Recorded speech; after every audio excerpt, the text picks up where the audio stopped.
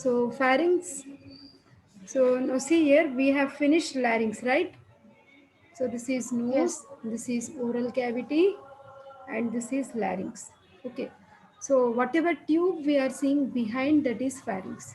Okay. Also text in the group. If anybody is interested, they will join.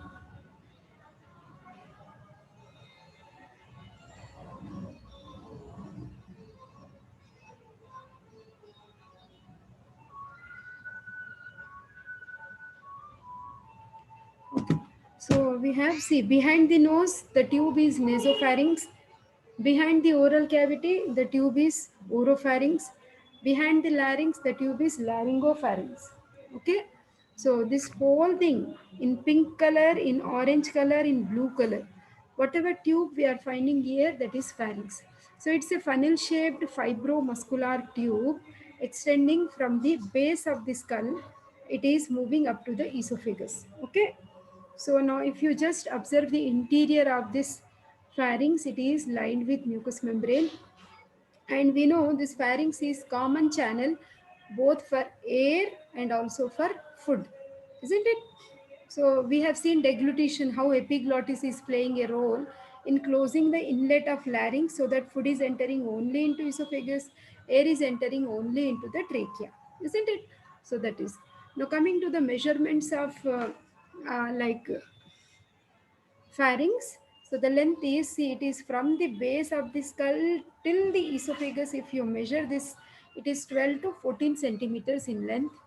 Okay, width is 3.5 centimeters at the base. Okay, and 1.5 centimeters at pharyngo-esophageal junction. This point, but where exactly the laryngopharynx is now continuing as the esophagus. It's very narrow there, one point, because it is stretchable tube. Okay, then now location, the pharynx is located behind the nasal cavity, behind the oral cavity, and behind the larynx, okay, with which it is communicating. So three different colors have been used to represent nasopharynx, oropharynx, and laryngopharynx. Behind the nose in green color, you are finding nasopharynx. Behind the oral cavity, you are finding oropharynx. And behind the larynx, we have laryngopharynx. Now coming to the nasopharynx, you don't read anything. By just looking at this picture also, you can tell the boundaries. So the roof of nasopharynx is formed by this bone. Actually, this is skull bone, anterior cranial fossa. This is middle cranial fossa. Then this is basi occiput. That means this point will have foramen magnum, further sloping. So this is the point of sphenoidal air sinus. Okay, so when you talk about this pink area, the roof of this pink area is formed by the body of sphenoid bone.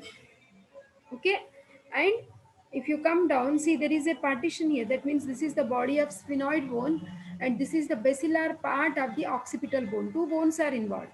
Okay, body of sphenoid and basilar part of occipital bone.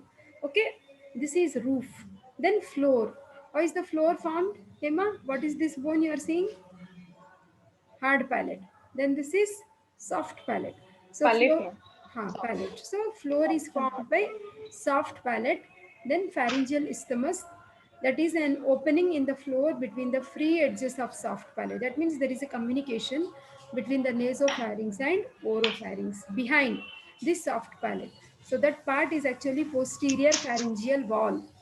Okay, then if you go with the further boundaries of nasopharynx, anteriorly it is communicating with nasal cavity. Okay, that is the posterior nasal apertures. Posterior wall, you can see it is. Ma'am, your voice is breaking now. Ritika, is it breaking for you also? But I am using Wi-Fi only. No, ma'am, it's not Hello? breaking. Maybe your internet has some problem, beta Hema. Okay, beta. Posterior wall, you are finding these are the structures in the posterior wall. So it forms continuous sloping surface. Like what is this? These are the cervical vertebrae you are finding. This is C1, C2, C3, C4, and C5. So this is C1. That means between the basi occiput and C1, are you finding certain ligaments connections? Whitish shades. Okay, so that Yes, means ma'am. posterior wall, it forms continuous sloping surface with the roofs, that means it is in continuation with the roof and it is supported by the anterior arch of first cervical vertebra. Okay, that is the posterior wall. Then laterally, of course this is not 3D picture, laterally on either side you will see medial pterygoid plate of sphenoid bone. Okay, medial pterygoid plate of sphenoid bone. Now coming to, don't read anything better, you will understand. See here, if you consider this roof, I told you it is formed Ma'am, by the, ma'am, your voice was breaking, ma'am. Can you please repeat this point? okay, I'm talking about Hello? roof of the nasopharynx. So in the roof, if you find, you are Oh, finding certain folds that is actually called as pharyngeal tonsil. Pharyngeal tonsil. In the lateral wall of the nasopharynx, you are finding there is an opening.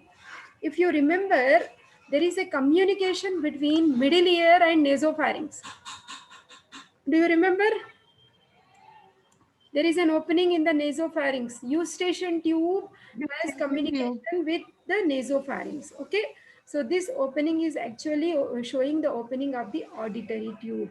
Above the auditory tube, you are finding the fold of mucosa. Okay. So this fold of mucosa is actually called as torus tuberous, not so much required, just there is a fold of mucous membrane. Here also we have a lymphoid tissue which you call as tubal tonsil. Tubal tonsil.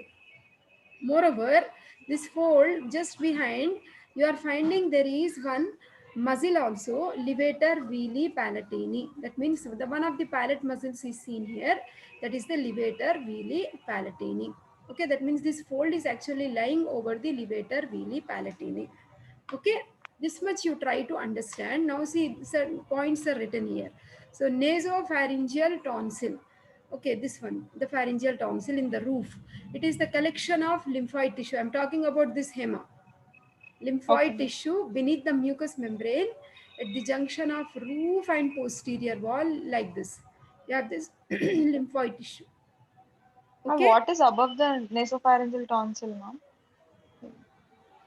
bone is there, no? Okay, okay. In This front of is that, what is that? opening, nose. It opens into the nose, nasal apertures. Ma'am, in front of the bone. Like, This so, one, this is sphenoidal yes, air ma'am. sinus. Okay, This is okay, sphenoidal air sinus, beta. okay, This is body of sphenoid bone. This is basi okay, okay, occiput. This is sphenoidal air okay, sinus. This is pituitary fossa, sella turcica, okay, where pituitary okay, gland is lying. This is anterior okay, cranial fossa. This is frontal okay, air okay, sinus. These okay. are concave, below Yes, which ma'am. you will see the meatus. Hard palate, Okay, soft palate, tongue. This is okay, mandible, hyoid bone, epiglottis, thyroid cartilage, cricoid cartilage. Okay, okay. like that. This is Yes, the interior of larynx, which I discussed in the previous yes, ma'am. class. Yes, ma'am. Vestibular fold, vocal fold, sinus of larynx. This is the Okay, orientation of picture beta.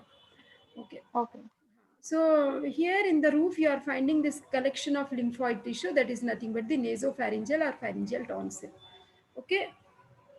So sometimes a small dimple is seen in the mucous membrane above the pharyngeal tonsil. So that means, I told you, do you remember Rathike's pouch is one of the component during the formation of pituitary gland? There will yes, be ma'am. an Yes. outpouching, isn't it? So that is Anterior. actually, in case if there is any dimple in this area, that actually represents the remnant of Rathike's pouch, which is actually embryological component for the formation of pituitary gland. So because of this dimple or some depression, sometimes this empty area may lead to cancers like craniopharyngioma. Okay, tumor arising in this region, it is called as cranio, because it is related to cranial cavity, and pharynx, you call it as craniopharyngioma. Okay, then I told you this Mm. is eustachian tube, right? Also called as Yes, ma'am. pharyngotympanic tube. It is opening on the lateral wall, okay, behind the inferior nasal concha. Okay, above this you are finding there is one tonsil. This is pharyngeal tonsil, this is tubal tonsil, this is palatine tonsil, this is lingual tonsil. All together they form Waldeyer's lymphatic ring, if you remember.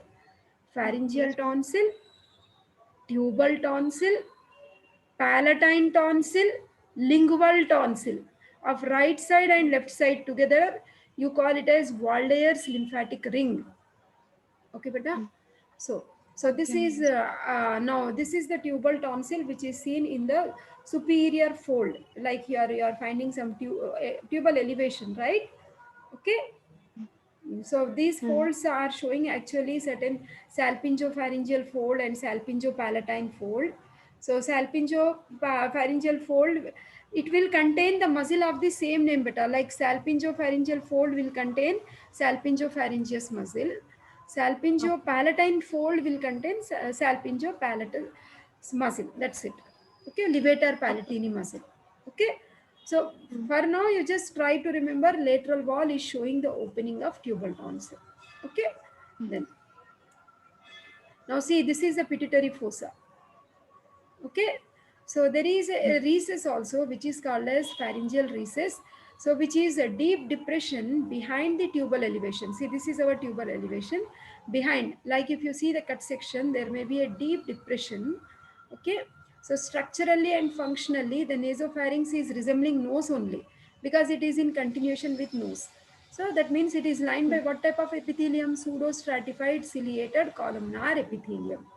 Okay, and its walls are also quite rigid and collapsible. That means something like cartilage only, so that it is always kept open, patent. Okay, that is. Now see, if there is any infection in this area, what is this tonsil? I said nasopharyngeal tonsil. Nasopharyngeal, isn't it better? Nasopharyngeal. This is Yes, ma'am. tubal.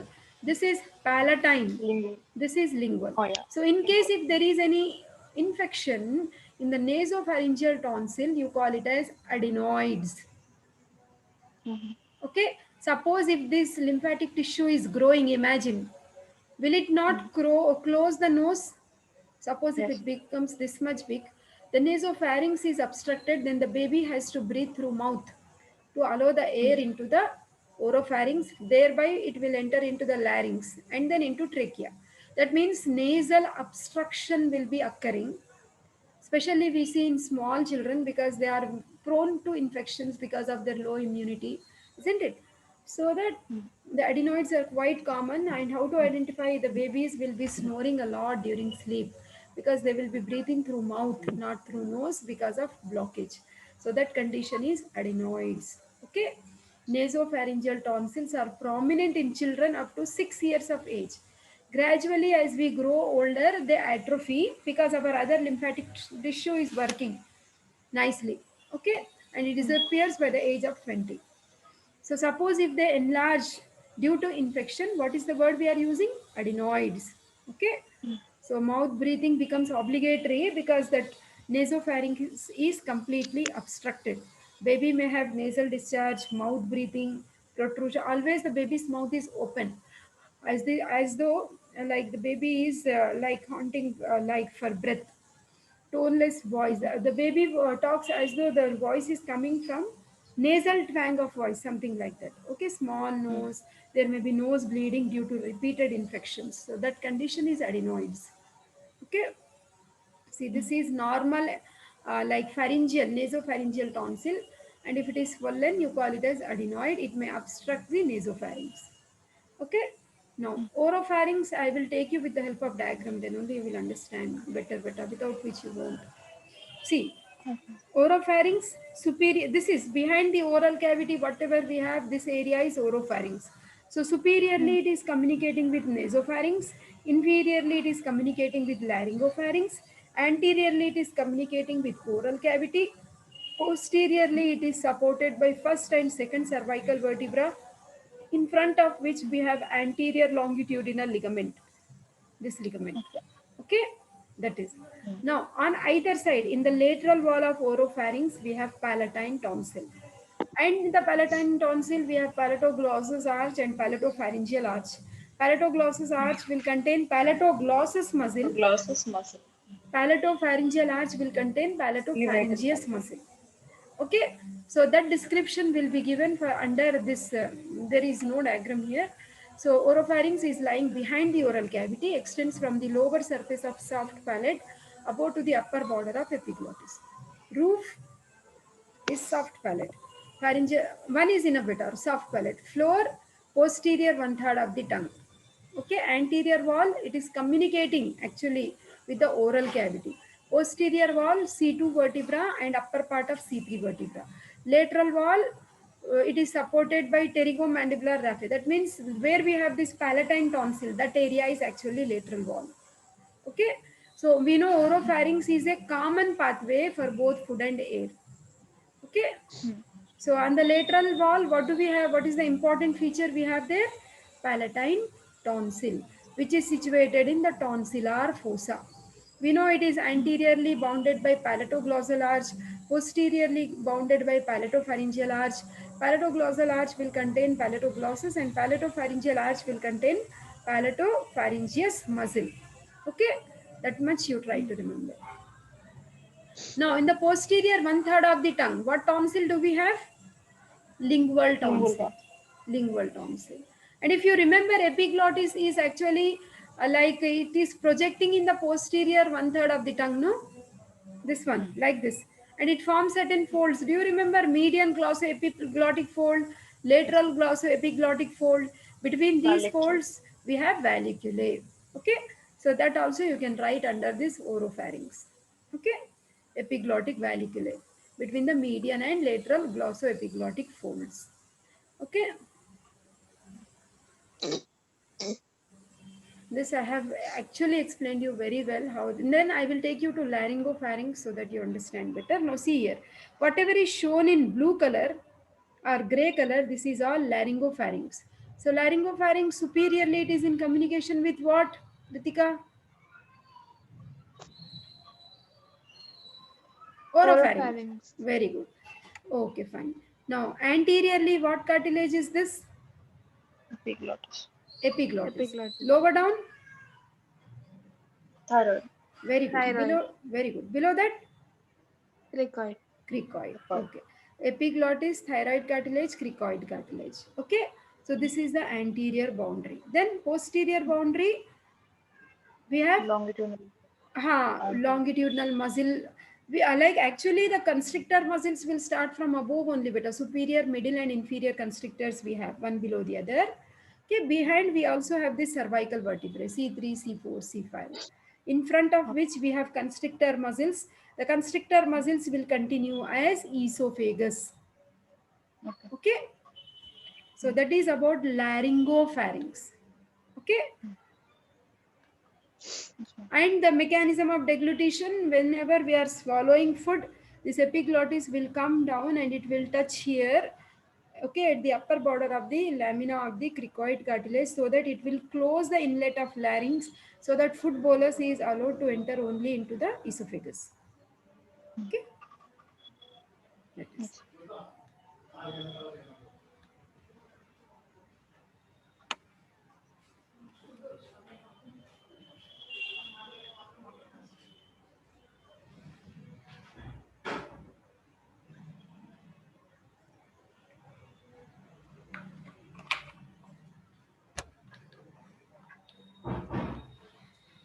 So now see here, beta.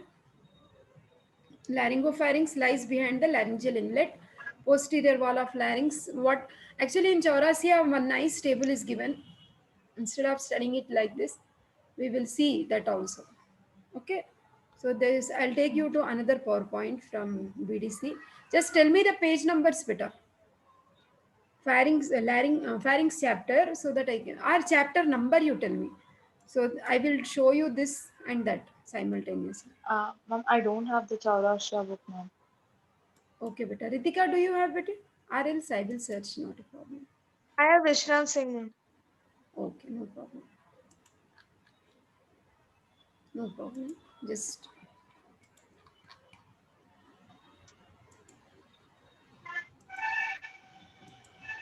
meanwhile, keep reading like muscles of pharynx, Hmm. superior, middle, and inferior constrictors.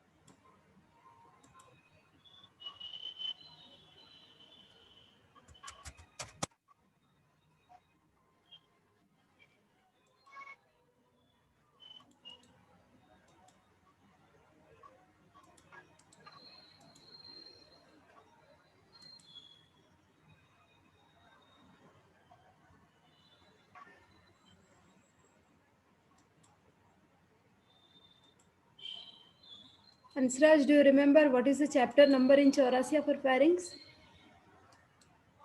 I got it. No, no, no. Chapter 14. Beta. We have just finished nasopharynx, oropharynx, laryngopharynx.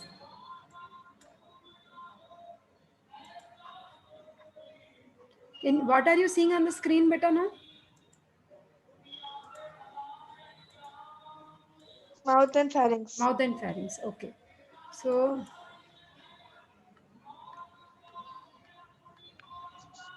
all these are not required, beta. They are actually required for dental students, teeth and all. We don't require. Don't worry. Okay.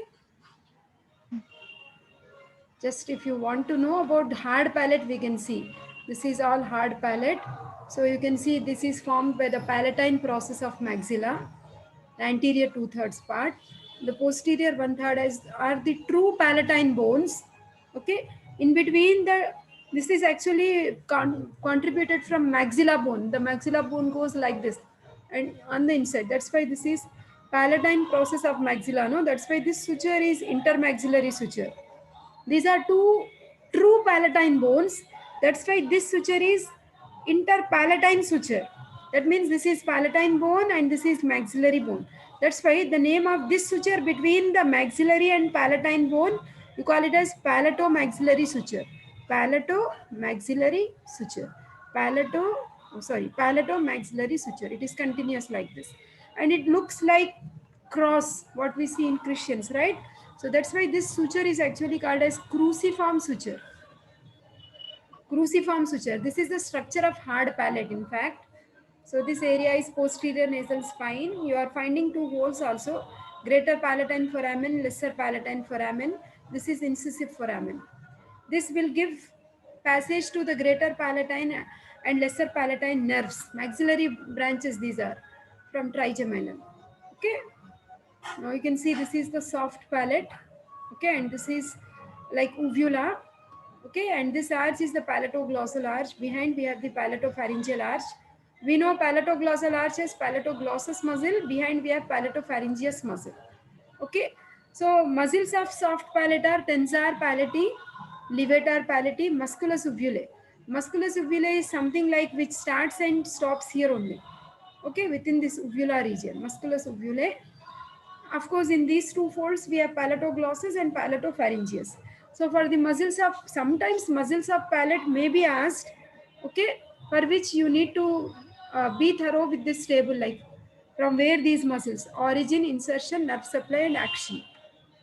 Okay, then just go through once. Tensor veli palatini, levator veli palatini, musculus uvulae, palatoglossus, palatopharyngeus. Okay, so that is muscles of palate. So all nerve supply, all muscles of soft palate except for the tensor veli palatini, they are supplied by pharyngeal plexus. Once it was asked like for 3 marks, how is the pharyngeal plexus formed? By vagus and the 11th cranial nerve. What is 11th? Accessory. Cranial part of accessory. Okay. So that means muscles of palate are supplied by vagus and the accessory nerve. Whereas tensor veli palatini is supplied by mandibular nerve. Only this much you try to remember, beta. Rest of the points are not so important. Okay. Okay, then this table, origin, insertion and action of these palatine muscles. So after that, coming to soft palate, now what are nearby arteries?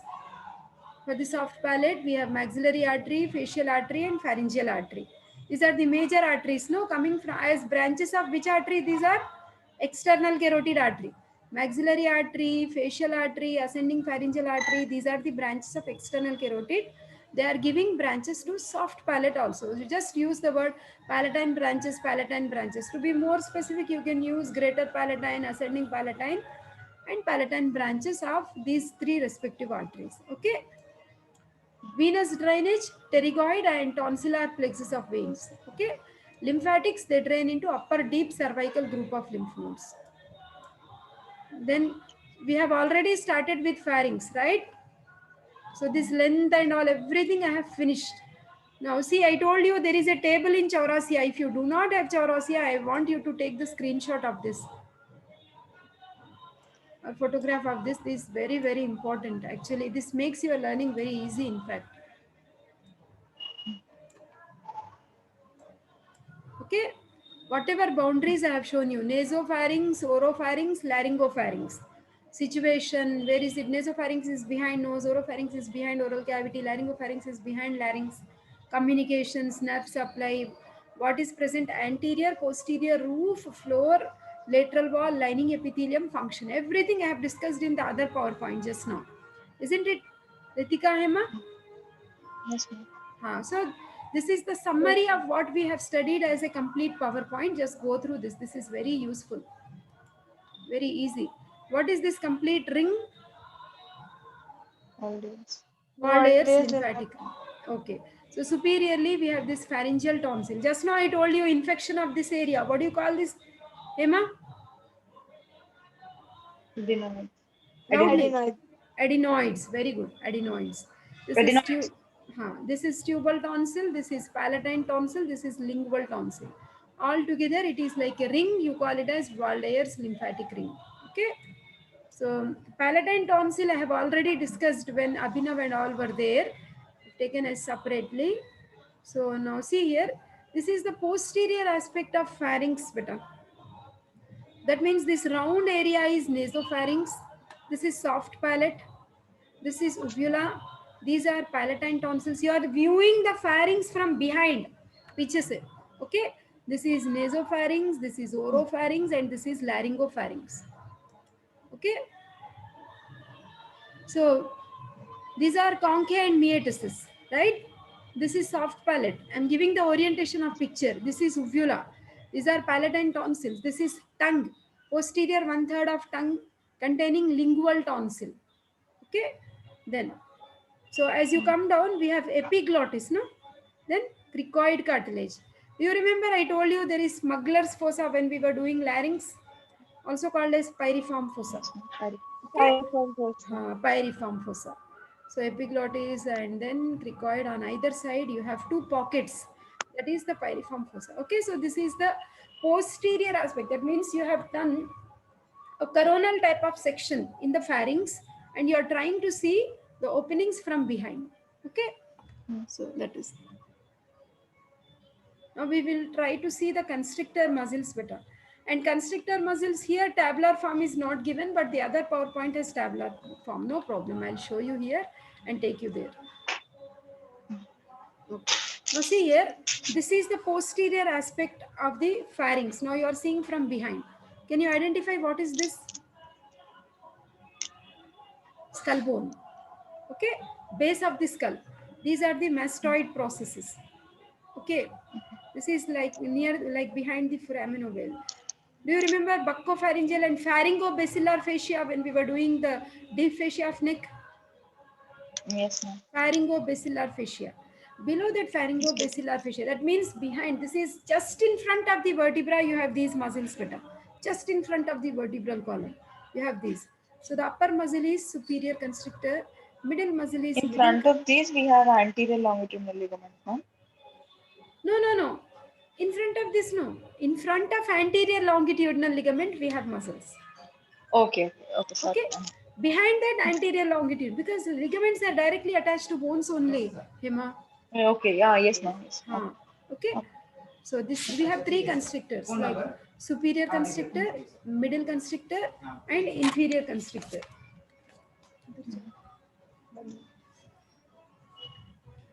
Okay, now they come from nearby bones and they get inserted in a common place. Can you find one midline raphe here?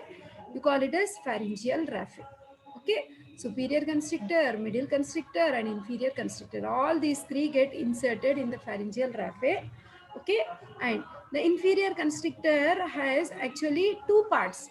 That is the thyropharyngeus and cricopharyngeus. That means thyropharyngeus part comes from thyroid cartilage, cricopharyngeus part comes from cricoid cartilage. Between them, sometimes, not always, here some space or gap is shown, which is not always present. Actually, this type of space and the outpouching, which are called as the diverticula, they are found in pig's pharynx, not human pharynx. Suppose if the muscles are not overlapping properly, and if the space exists, you call it as Killian's dehiscence. Basically, they should be continuous. Do you understand, Hema? Yes, There ma'am. should not be any Yes, gap. But in case there is ma'am. something wrong and if the gap exists, you call it as Killian's dehiscence. Now, all these constrictor muscles are finally in continuation with which structure? Esophagus. Esophagus.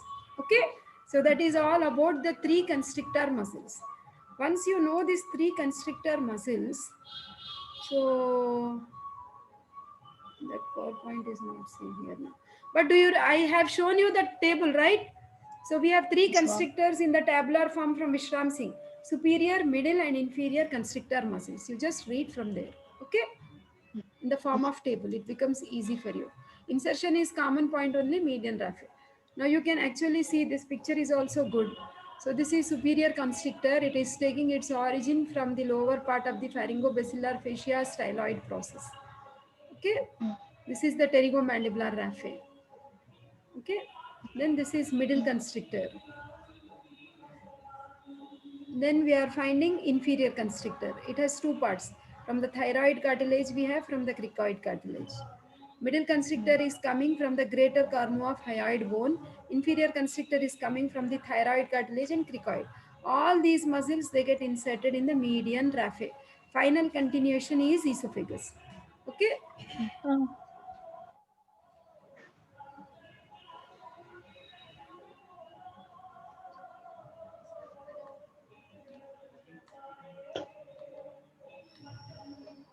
So that's all beta what you require for your exams. So sometimes you may be asked, see, this is a midline. No, this much of complicated questions won't be asked. I don't want to confuse you also unnecessarily. But suppose if you want to write, see, these are the three constrictor muscles, beta, one below the other. This is superior constrictor, this is middle constrictor, this is inferior constrictor. Between superior and middle constrictor, you have this muscle that is the stylopharyngeus, and you can see glossopharyngeal nerve is passing. Okay, between middle and inferior constrictor, we have internal laryngeal nerve and superior laryngeal artery and vein. Okay, so deep to the inferior constrictor, we have inferior laryngeal vein, artery, okay, and the vagus nerve, recurrent branch, recurrent laryngeal nerve. Okay, so such questions won't be asked, but still. Now, the nerve supply of pharynx, it is supplied by pharyngeal plexus. Can you tell me pharyngeal plexus, what are the nerves which are contributing? 10th and 11th, I said, isn't it? 10 Vagus and 11. and accessory. Okay. Okay, sir. Okay. It's written here, pharyngeal branch of vagus and the cranial part of accessory. Okay. See, the plexus is also formed by the pharyngeal branches of glossopharyngeal nerve and the pharyngeal branch of superior cervical sympathetic ganglion. This slide is very, very important because pharyngeal plexus is 3 marks question. Not only 10th, 11th, we also have 9th. We also have pharyngeal branches coming from superior cervical sympathetic ganglion beta. Okay? Okay. Huh. Mm. All these are not required. Now see, always you should remember when you're talking about pharynx, now you should talk about all pharyngeal branches coming from nearby major arteries which are branches of external carotid. So obviously ascending pharyngeal is a direct branch now coming from external carotid. Then we have ascending palatine branches. They are actually coming from facial and maxillary. Dorsal lingual branches, greater palatine. Okay, these are the branches which are supplying the pharynx. Okay, veins, they form a plexus like venous plexus, which is draining into internal jugular and facial veins. Lymphatic drainage of pharynx goes to deep cervical group of lymph nodes. Okay, beta. So auditory tube and all is not required. Okay, I hope you understood pharynx. Yes, ma'am. Okay. Okay, then Yes, ma'am. we'll stop here, and if possible, I'll take during college hours. Tomorrow is the last day of Viva. If not, I will take during the Okay. same time, mostly 7 o'clock.